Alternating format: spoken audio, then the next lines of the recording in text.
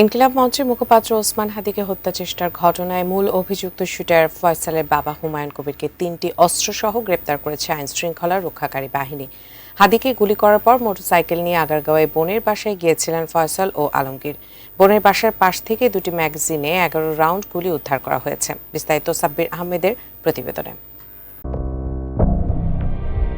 সাবেক ছাত্রলীগ নেতা ফয়সাল করিম মাসুদ ওরফে রাহুল ওরফে দাউদ এবং মোটরসাইকেল চালক যুবলীগ নেতা আলমগীর হোসেন বিজয়নগর এলাকায় ইনকিলাব মঞ্চের মুখপাত্র ওসমান হাদিকে গুলির পর পশ্চিম আগারগাঁয়ের এই বাসায় এসেছিলেন। এই বাসার ৭ তলায় ২ বছর ধরে ভাড়া থাকেন ফয়সালের বোন জেসমিন আক্তার।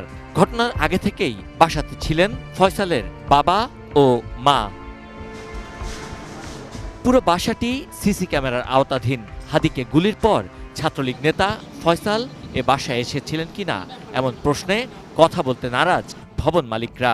আপু, একটা বিষয় জাস্ট কি একটু বলা যায়? ভবনের মালিক যেটি বলছেন যে তাদেরকে প্রশাসনের পক্ষ থেকে এ ব্যাপারে কোনো কথা বলতে নিষেধ করা হয়েছে। আর এই ভবনের যেই সিসি ক্যামেরাগুলো রয়েছে, ভবন মালিকের দাবি এই সিসি ক্যামেরাগুলো নষ্ট। তবে এই ভবনের কেয়ারটেকার ও ভাড়াটিয়া রাশেদ এটিএন নিউজকে জানান, ওই দিন হুমায়ুন কবিরের সঙ্গে ছিলেন তার ছেলে শুটার ফয়সাল ও বাইক চালক আলমগীর। রাশেদের দাবি, বাড়ি ভাড়া বাবদ ৯৪,০০০ টাকা বকে আছে তাদের। তবে ঘটনার পর থেকেই তারা লাপাত্তা। ম্যাক্স, দেশের সবচেয়ে শক্তিশালী 52.5 এনগ্রেডের পিসিসি সিমেন্ট। আমি তো আর দেখি নাই কখনো এই ছেলেদের ছবি যেটা দেখাইছে, আমার ছবি এটা দেখায় না, আমাকে দেখাইছে ছবি কবিরের ছবি। হ্যাঁ, কবির সাহেবের ছবি, জি বাবার ছবি, আর ছেলেটার ছবি উনারা মিলিয়ে নিচ্ছে। উনি শুক্রবার আসছে এখানে, নাকি আরো ওনার সাথে ২-১ জন লোক আসছিল নাকি। উনি আসছিল, আইসা নাকি আবার বাইক নিয়ে চলে গেছে। যে মোটরসাইকেলটা নিয়ে গুলি করছে, ওই মোটরসাইকেলটা নাকি এই হাউজের ভিতরে ঢুকছিল। আচ্ছা, ওইটা ওইখানে দারোয়ানে বলছে যে ঢুকছে, এরপরে আর হেউ কিছু বলতে পারে না। অনুসন্ধান বলছে, হাদিকে গুলি করার সময় যে মোটরসাইকেল ব্যবহার করা হয়েছে, বোনের বাসায় গিয়ে সেটির নাম্বার প্লেট বদলে অন্য একটি নাম্বার প্লেট লাগান ফয়সাল ও আলমগীর। তারপর তারা সেখান থেকে বেরিয়ে যান। এই বাইকটি ব্যবহার করেছিলেন, সেই বাইকে সেই নাম্বার প্লেটটি তারা এই বাসার সামনের এই যে ম্যানহলটি রয়েছে, এই ম্যানহলে তারা ফেলে দিয়েছিলেন।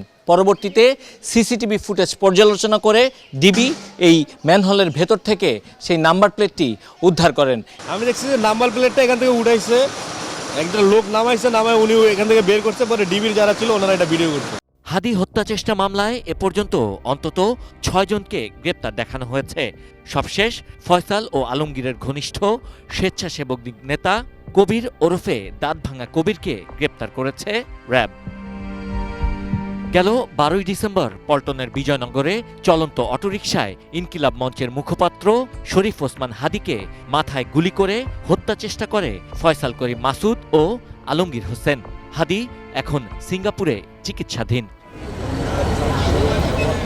Sabbir Ahmed, ATN news, Dhaka.